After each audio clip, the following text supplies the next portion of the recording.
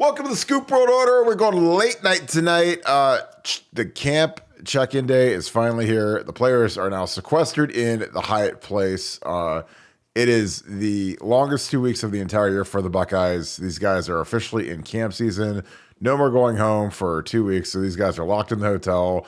Early wake up, long days at the Woody. They get home about probably 8:30, back to the hotel, up for about an hour and a half, go to bed at 10. Lights out, back up at 6 a.m.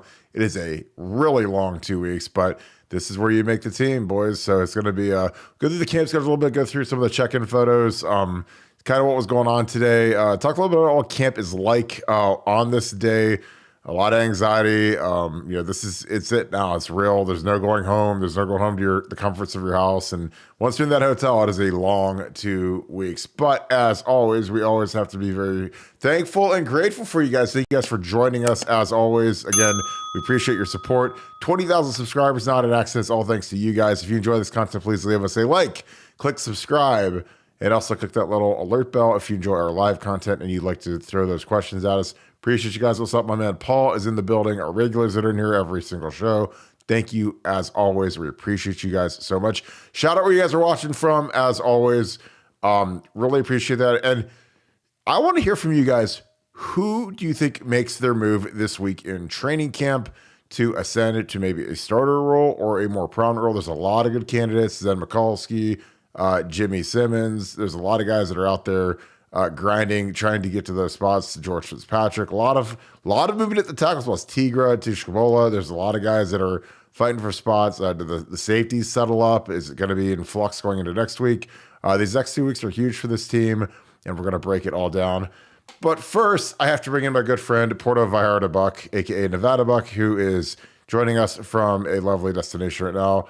Mr. Nevada Buck, how are you doing today, and how dark is your suntan? Suntan is dark, but it never ends. The search for information about Ohio State never ends. So I'm on the case despite being 6 margaritas into it right now in a round of golf. And no, I found that the first few days of practice really intriguing with the way that Knowles is, the names that Knowles is putting out there for his kind of defender of the day, the strength and honor thing. Is really interesting, and I think it's been really interesting to watch Jordan Hancock and Davison, and then Malik Hartford, who's a guy that we've been talking about a lot lately, come on there as one of his player of the day. And you always wonder what the message is behind stuff like that, and what's he trying to send, what message he's trying to send to that player, what message he's trying to send to other players. But I think it's been really interesting, kind of watching the kind of the psychological warfare go on with Jim Knowles in that defense, and it's been really interesting to watch.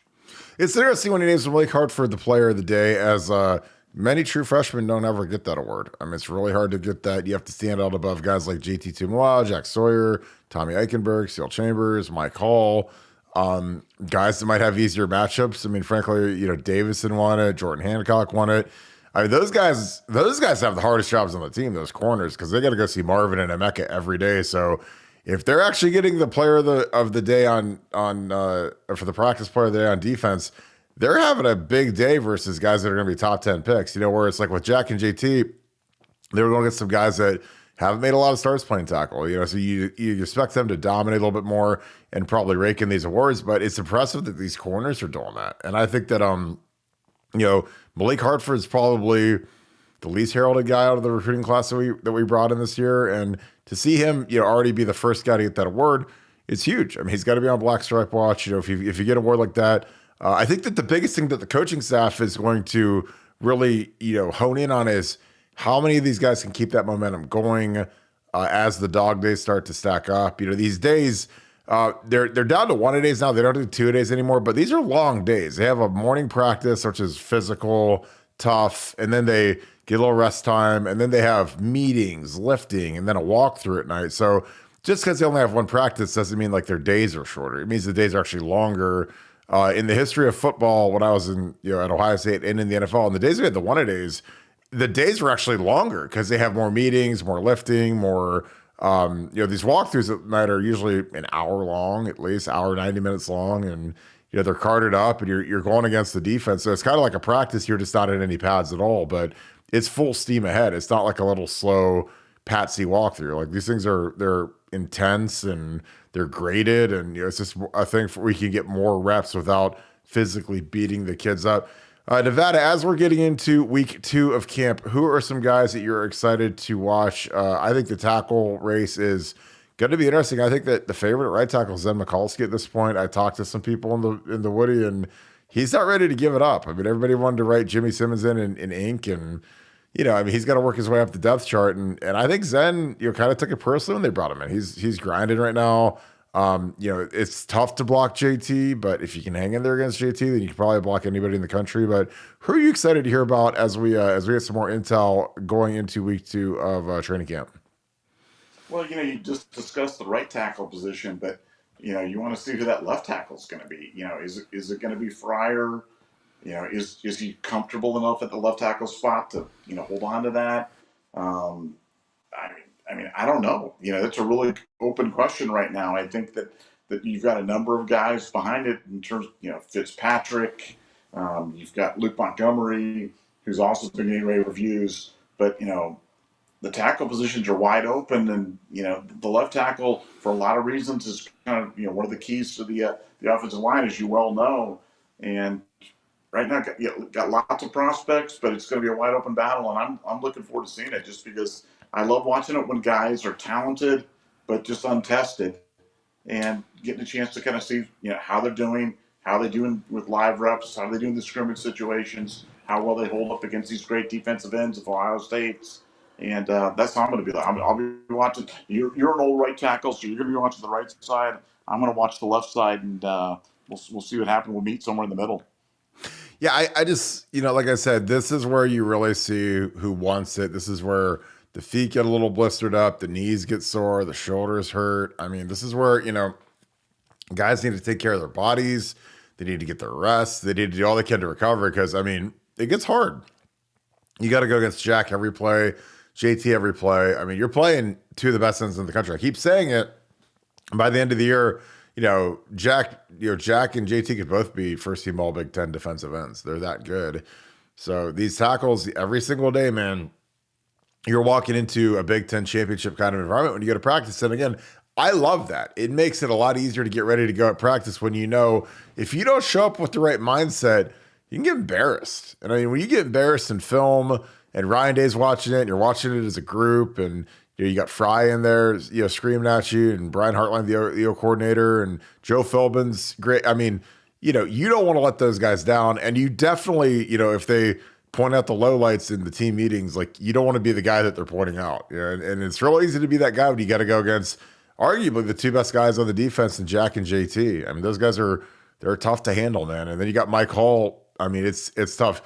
Center-wise, I really think Carson Hinsman is starting to get a little bit of distance from Jacob James. Jacob's, again, missing spring really hurt, but again, you're only an ankle roll away from being from the 2s to the 1s. I'm sure they're rotating those guys through to give them an equal shot, but something to watch is, does anybody get nicked up in camp? Because it inevitably happens when you're practicing tough, physical, go through a scrimmage. Guys are going to get hurt. That's just part of football. So where does it happen? Where does the issues crop up where maybe a guy who's running with the 2s all of a sudden gets to run with the 1s because of an injury? Then he might outperform the guy that got hurt. I've seen that happen before. So a lot of interesting stuff going on at camp. We're going to get a lot of inside buzz. Again, we've got some really good sources this year, so we're really excited to get some reports out for you guys. But of course, today's the day that we moved into the hotel. So of course, we have to talk about the fashion show that is moving into the Hyatt Place at Grandview Yard.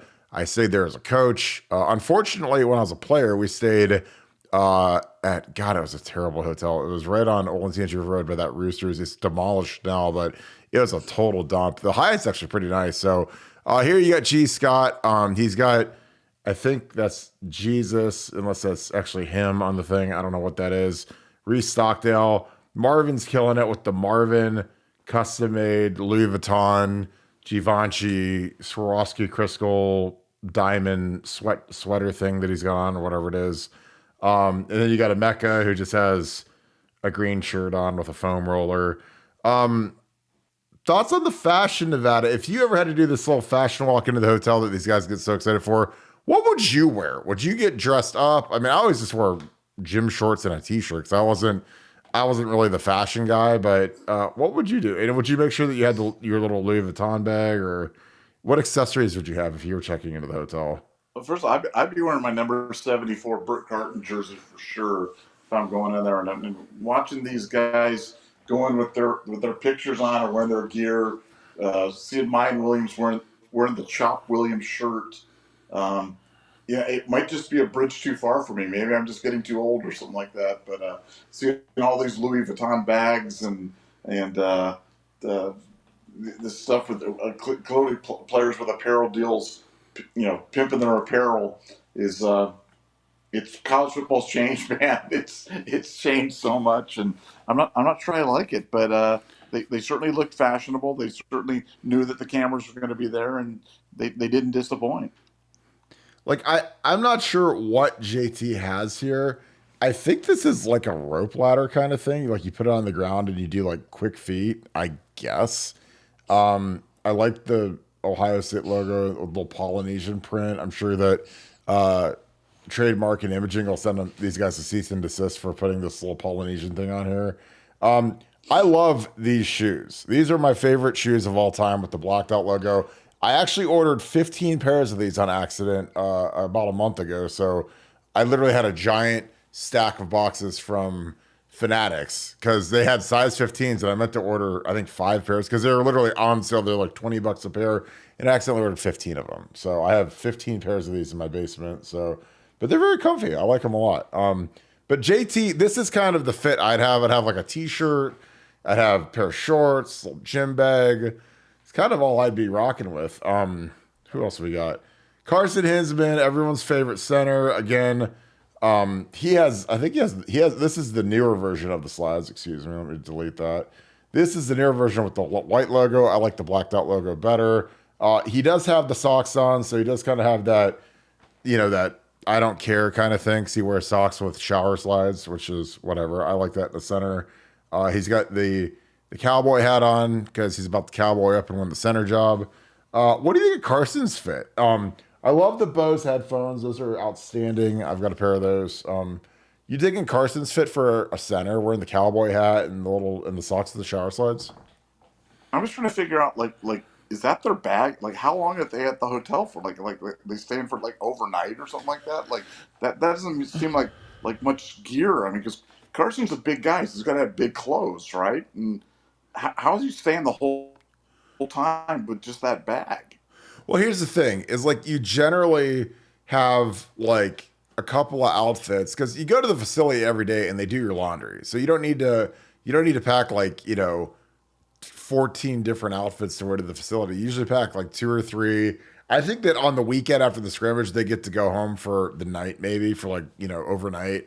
So really, you're packing for like 5 days, but most guys would bring like two or three outfits and then you just wash them every day. Like when you throw in your dirty like football clothes and you have like a little bag, now they have like a little loop, you just throw your stuff in there and they wash it for you. So then the next day you've got clean clothes and it's just like a kind of an endless cycle of wearing the same stuff. So I don't think you have to pack that heavy. And plus Yes, like, I think.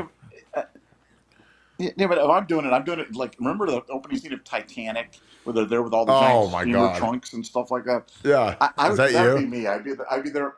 I'd have like a bunch of different outfits and stuff like that. Just like maybe casual dining, maybe post recovery, like a stretching outfit or something like that. Because like I couldn't stay for 4 or 5 days with just a little bag like that. I don't understand it.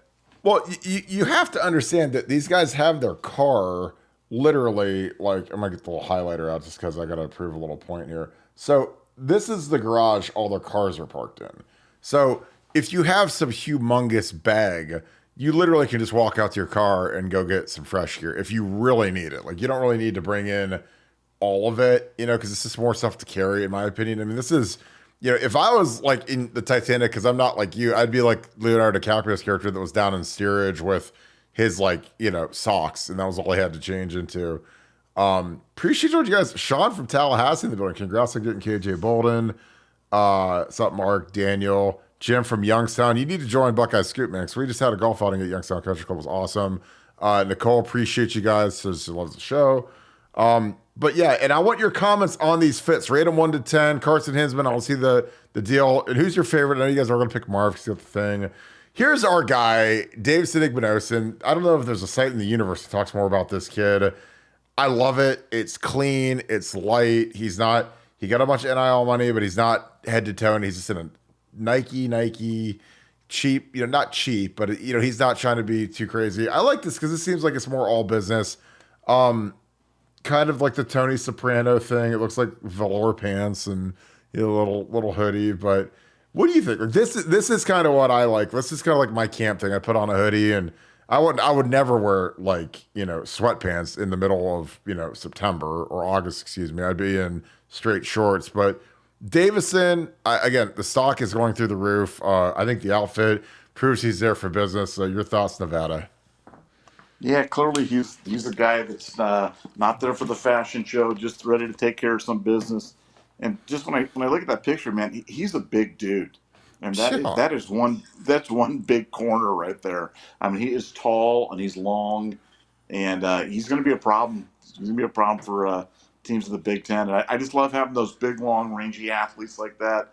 I just think that's where football's at in 2023, and it's just nice for Ohio State to have a plethora of them on the defense. I think that's why so many people are coming through, whether it be the scouts, whether it be the ESPN analysts, and they're looking at the Ohio State team, and just from the look tests, they're saying, man, this team looks completely different. It looks like an NFL defense, and a lot of it has to do with big, rangy athletes like this. So, yeah, I like it. Yeah, you get him, Sonny Styles, Tywin Malone. I mean, I think we just look better. Like, physically, we look better. I think we're much more athletic. I think we're a lot more versatile. I think when you have bigger guys that are just as athletic as the smaller guys who weren't drafted guys, and these guys have big ceilings in terms of the NFL draft. Court Williams, again, this is the kind of fit I like. He's there for work. Moved on to Will linebacker, which I love. Didn't have the range to cover. I would love for this kid, because I've heard nothing but great things about Court. He was a captain last year. He was the dreaded guy that got voted captain and then fell out of the rotation and literally didn't play at all. He had some injury problems. What are your thoughts on Court? What can we get out of Court this year? Like, if he could just be a special teams demon, I'd love that. Because again, I talked to a lot of these guys in the program, and they love this kid. He's tough. Mickey loves him. Tough guy. But it's hard to be a captain and be on the sideline the whole time. So this guy's got to find a role somehow, some way. I think the move to linebacker is huge for him. Even if he can't supplant CJ Hicks or Cody Simon or Tommy or Steele Chambers, he can run down the field and cover. And I think playing linebacker, when you're moving forward more against the run, is something that'll help him in the special teams game. What do you think we can get out of Court Williams this year in Nevada? Well, more than we got out of him at the safety position, because it just was not a good fit for him. But you look at the lower body, and that's a big, thick kid, certainly more well equipped to play at linebacker, and clearly he can run. I mean, he was playing safety, so to put him there, I think it's a great fit for him. And as you said, not a better kid or person in the entire roster right now. I mean, he's just a tremendous representative for the university. Just a great kid, just a pleasure to be around. Somebody you really want to root for. You really hope that he can kind of make a name for himself. And like you said, special teams is a way. Special teams, it's enough plays to make a difference. And guys like this are, that are trying to make an impact, trying to make a statement. When you've got such a loaded roster, do it on special teams. You could see Court very well doing something like that, and that's a great fit for him. Yeah, I think he'd be great at that. We're moving on. We got our boy CJ Hicks. CJ is, I don't know what's left to say about the kid. I mean, I'm glad he's still here. I mean, I never worried about him leaving, but to me, what kind of role does he get this year? Because he's a guy that would start at probably 100 other colleges this year, but he's stuck behind a really good player in Steele Chambers. What are your thoughts on what we get out of him? Well, I think they're going to play CJ more than you think. I mean, I think you saw it in the spring game. I mean, he almost had 3 picks. I mean, he was all over the field. He's one of those guys that just is always around the ball. Has got great instincts, can really run. And I think they're going to try to, get him on the field. Just, like we talked about Sonny Styles and how he's definitely part of the best 11. But I think with CJ, they're going to play him more than just a typical backup. As good as Steele is, and I think Steele's been terrific. I think they really want to see CJ out there on the field. Really want to give him a chance. And I think when he's out there, I think he'll make an impact because he's been doing it in practice. He's been steadily moving up the depth chart with his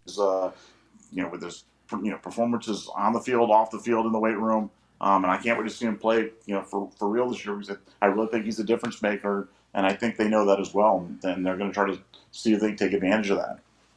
Do you think there's a chance him and Sonny could both be 3-and-out after next year? I mean, I know Sonny's gone. Is there a chance that CJ Hicks could be gone after next year as well if he has that big explosive year? Chance, yes. I know that's his plan, and I know he wants to, try to make. That's why he came here. So, there's always a chance with athletes like this because guys like this that can run and cover. That's the people that the NFL covet, and he just needs to get a chance to play because I think once he gets a chance to play, he's going to be very difficult to remove from the field, no matter who's in front of him. Yeah, I agree. I mean, it'll be interesting to see.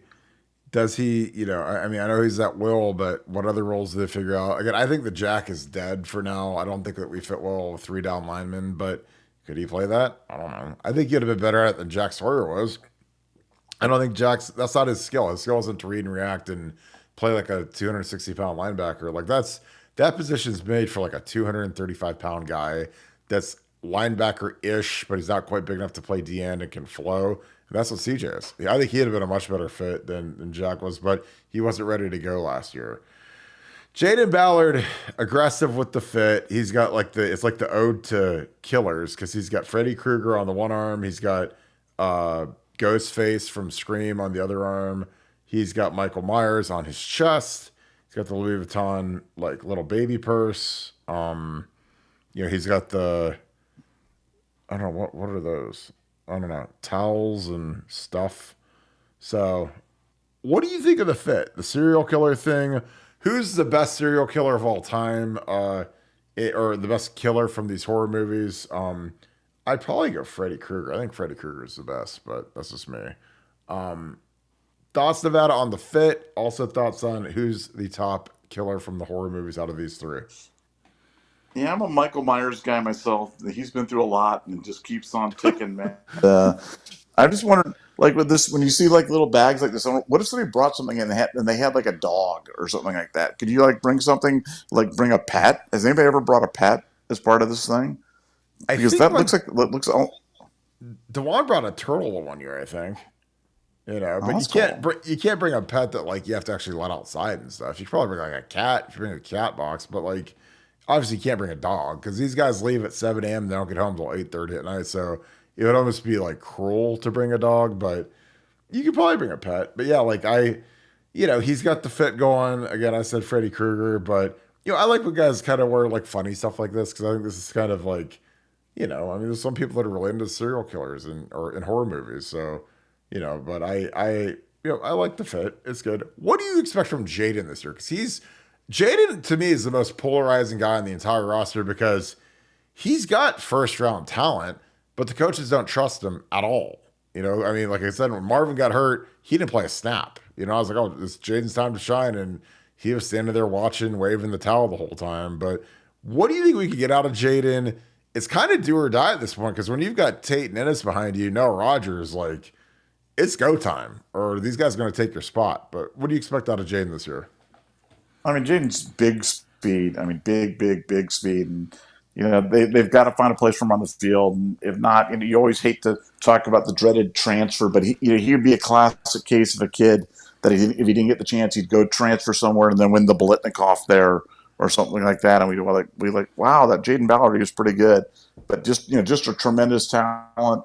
You just got to put it together on the field. Just got to start stringing some good plays together. And the problem with him has been one good play, one bad play, two good plays, one bad play, kind of 2 steps forward, 1 step back. And they're looking for him to be a little bit more consistent because if he can consistently put it together and do the little things right, he can make an impact even in a crowded wide receiver room because they're planning on playing a lot of guys and They like what he brings. He's got all the physical tools to do it. Just a question of keeping it together mentally and seeing if he can make an impact because, the true freshmen are there. They all want to play, but Jaden's got the experience, and that certainly gives him a leg up. Yeah, I think it's now or never for Jaden. It's time to get rolling. We got X, Xavier Johnson, the guy who, honestly, the coaches trust more. They trust him more than Jaden when Marvin got hurt. This is the guy that went in. He's got a Kanye shirt on. I don't think anybody really rocks Kanye anymore because he's kind of lost his mind, but whatever. So he's got the Kanye fit. He's got the little baseball cap going. This is a pretty standard fair fit. What can we get out of X? Because X has been one of those pleasant surprises. He's on scholarship now. Fantastic at running back versus Georgia when we ran him down the seam. Can't cover the guy because he's a receiver that's got those running back traits. But, I think that obviously he benefited from Trey being out. We were shorthanded at running back going into the Georgia game. But he's a matchup guy. He's a guy that you could put him in the backfield, and good luck trying to cover the guy because he's got a skill set where he's tough enough to carry the ball, but he's also elite enough out of the backfield to catch it and do something with it. But he's one of my favorite players. I think he's a fantastic story. Like these guys that are walk-ons that earn scholarships in like year 2, year 3, they're the best because they're the guys that actually really earn it. They don't give up. They put their money where their mouth is. They pay their tuition up front, and then they go earn a spot and they take someone's spot, frankly. What do you expect to get out of X? What can his role be? I mean, because again, like I don't have to deal with it because I'm not Ryan Day, I'm not Brian Hartline, I'm not Tony Alford, but like there is only one football on offense, and we've got 5 good running backs, we've got 5 or 6 good receivers, 2 good tight ends. How do you distribute it? What kind of year can X have for us, Nevada? Well, they've been putting him in some third down packages, and I think when you have him as kind of a second running back out of the backfield, he really, like you said, creates some interesting matchup problems for defenses. And just nice to have guys like that. It's nice. Guys are gonna get hurt through the season. There's gonna be issues with that, and to have guys like that are experienced, that can do a little bit of everything, that can run the ball, that can catch the ball, that are smart, veteran players. And like you said, it's one thing to have a walk-on that earns a scholarship. It's another thing to have a walk-on that earns a scholarship that's actually an impact guy, and that's what X is. And as for the Kanye shirt, the old Jim Tressel thing, people need love the most when they deserve it the least. Probably that's a tribute to that saying, which is one of my favorite sayings. But Kanye's kind of down and out right now, and so X, that to me, I like that. I like that a lot because I like when everybody's kind of throwing him under the trash. He's like, no, I'll stand by him. I actually think that's pretty cool. I dig it. Next, we got your favorite, Chop. They should call me Meatball, but they call me Chop. He's got the lotion there, so I don't know what that's about, but yeah, some guys get lonely during camp, is what it is. But Chop's got his Chop shirt on. In the chat, do you guys like the name Chop or Meatball? Because I loved when he was called Meatball. I thought that was a great nickname. But he had to change it to Chop because that sounds a little bit harder, I guess. But I thought Meatball was hilarious. And frankly, if you're in like the NIL world, there has to be some company out there that makes meatballs that would have thrown you a bone and threw you a couple grand for a sponsorship. But Chop Williams it is. I think he went to the mall, got the little spray T-shirt made at the little kiosk. It looks like. Your thoughts on wearing your own shirt into the building? I know Marvin had the sweater. Your thoughts on the fit and the accessories that he's bringing into the hotel? I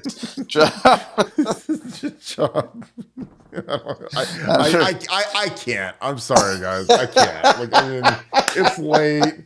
Ken's 7 margaritas deep right now. He's probably drinking one right now. It's like Chop's got the jerkins in his bag. And I'm just like, I don't know what to say. Like, I'm like, okay. It's like, they all got the cameras going, and it's like, damn, dude. No, like, Chop. Come on, Chop. Come on, Chop, man. What are we doing, man? Oh man. Don't do. I'm rarely at a loss for words, but I'm at a loss for words there. I think Chop going, Chop has got great hands, great player. I, he's got soft hands out of the backfield. oh, Chop. Uh, I'm dying. I'm so sorry, guys. I didn't mean to do that. uh, But I liked Meatball better, man. I wish he'd have been Meatball, not Chop or Jurgens or whatever. But it is what it yeah, is, man. no, I gotta go. I gotta do the next one. You get with the fit. What can we get out of Chop this year, other than a lot of laughs? I guess at this point. I mean, great football player. I mean, Yeah. great football player. And as a college football player, just so versatile. And no, he's just like I said. Obviously, he's in tremendous shape. Remember early in his career at Ohio State, kind of a short, kind of chubby guy. Not chubby anymore, man. That guy is solid as a rock. So he'll be fun to watch, and we know his hands will be lusciously soft. Yeah, strong forearms.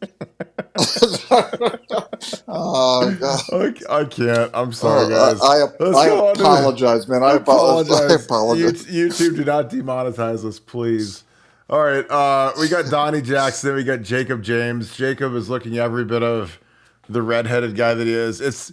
Camp is always really hard on the gingers because I'm telling you, they got to wear sunscreen. Jack Mewhort used to hose down in sunscreen going out to practice because that's something I never thought of because I've got decent skin where it absorbs. But these gingers, man, it's tough. I mean, it's 100 degrees out. You're sweating like a hog, and then you got to put on like 50 sunscreen across your whole body so you don't turn. He's already got the red going.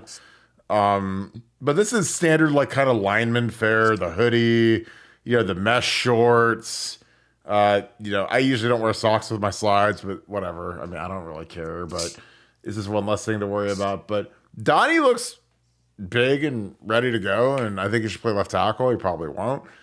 Jacob, obviously is a kid that it hurt him missing spring ball, but again, I always say the players know who the players are. Luke Whippler said he should start at center at the combine, so I mean he's the same age as Luke Whippler, and Luke Whippler was just started for the Browns in the Hall of Fame game, and he's going to make the Browns. He's having a great preseason camp, so.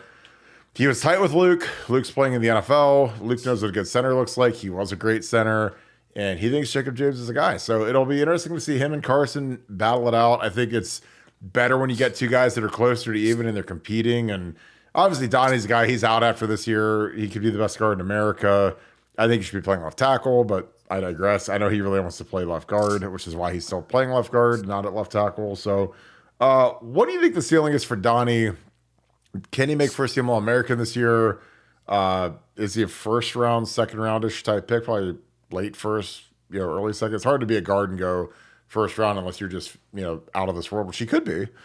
But what are your thoughts on Jacob James and Donnie Jackson? Yeah, well, I think Donnie, is an All American this year. I don't think there's any question about it. I think they're going to be looking to give it to somebody on the Ohio State offense on the line, and he's the logical person to do it. As for Jacob, I just wonder what if something happened at center. I always wonder, would they move Matt Jones over there? Would they move Matt Jones to center and move Josh Fryer inside, or do something else with the tackles? But it's nice to have versatility, and like you said, Luke Whippler, who I thought was just a terrific draft pick by the Browns when they made it, and he's just he's showing out already, and part of 3 early entrants to the NFL draft, which has never happened in the history of college football, all happened at Ohio State last year. He couldn't have had a higher praise than for Jacob James. So no, I think it's going to be a great battle. And like you said, he's behind the 8 ball a little bit, missing spring ball, but back at it in the fall camp and having a really good fall camp. So we'll see where it goes. I don't know if I've ever laughed this hard on a podcast, but thank you, Chop, for bringing the heat, bringing the stuff. Because I'm telling you, I was dying, man. I just, hey, some guys get anxiety during camp. They got to figure out ways to relieve it, I guess. So, I mean, those guys, they miss their girlfriends and they miss their girlfriends and they miss their side chicks and everything else. I know. You have to stop, make them stop. What God, what else? Yeah, these guys. This is like the worst day of the year because these guys got to check into the hotel and then they got to roll out and I mean, 6 a.m. the bells are going off. They're banging on the doors, and the only thing I can't imagine if you're someone's actually staying at that hotel like just to stay there, and then at 6 a.m. it sounds like there's like they shoot the horn, and then everyone's banging on the doors to wake all the kids up. Like it's brutal. But yeah, so we knocked that thing out. There's your camp check-in stuff. Nevada, is the hotel check-in day still like really that important? Because back in the day, like back in the early 2000s, that was like the first time a lot of these people would see like what players looked like, because there wasn't social media, there weren't as many camps, like there wasn't Scout and Rivals and Instagram and Twitter and Facebook and every other source of media.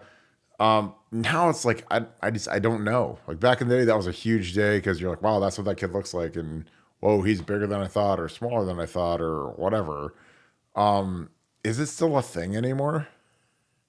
Look, it's still a thing, but it's just it's not what it used to be. But it is fun to kind of go through, and I think the whole fashion show aspect of it is certainly something that's new, and that certainly gives it a different kind of flavor. Just seeing whose stuff they're rocking, who are they trying to push? If it's part of their NIL deals or part of their public appearance things, are they pushing their own clothing line or their own gear? But yeah, no, it's definitely different. And like you said, I haven't laughed this hard on a podcast in a while. So this was a good one. Yeah, and Rushman, you make a great point. In the early 2000s, it was great because you didn't see players from January to August, and that's a big point. Like now, there's media availabilities. Ohio State has a huge media team. They're always posting photos, and shout out to them because we used their photos tonight. But for me, like I remember I checked in. I think it was my junior year, and like I had like a big cart, and I had a refrigerator, I had a blender, I had a projector, so we could play Xbox, and we like literally hung a sheet on the wall, and we played Call of Duty and Rainbow Six Vegas and NHL 06, 07.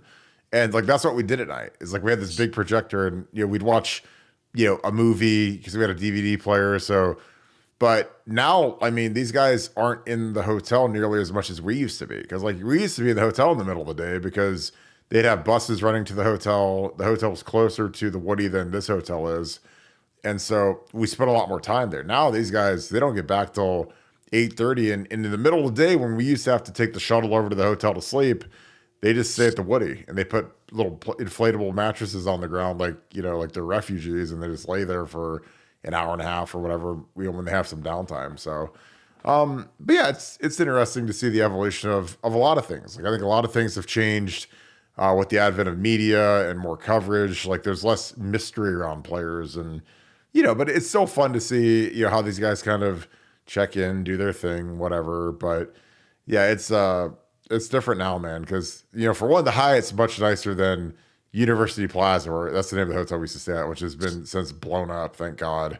Because that was the hardest part of camp for me, is that we just stayed in such a crappy hotel where, when you have the creature comforts of your apartment, you've got your food, you got your fridge, you got a nice bed, air conditioner works, like we're at University Plaza, man, it was brutal, and the food sucked. So a lot of that has been fixed. Thank you, Urban Meyer. So they have a better hotel, better food. So camp's not anywhere near as rough as it used to be. So I know. I always say try joining the Marine Corps as a referee at 4:30 every morning. Hey, I shout out to the armed forces, man. You guys are monsters. Football players are soft. I've always said that. So thank you for all you've done. But no, yeah, that's a different level. But yeah, I like I said, I think these guys they're excited to get rolling. Nevada, do you got 2 weeks to go in camp, scrimmage coming up on Saturday. First day at Pads is on Wednesday, actually. Your thoughts on where we're at as a team, and what do you expect for them to get done this week? Well, I think this week they're just starting to really kind of figure out what they have from a player standpoint. They're starting doing their initial installs, and I think the story of the camp has really just been the depth of Ohio State, and this is probably the deepest team that we've ever had.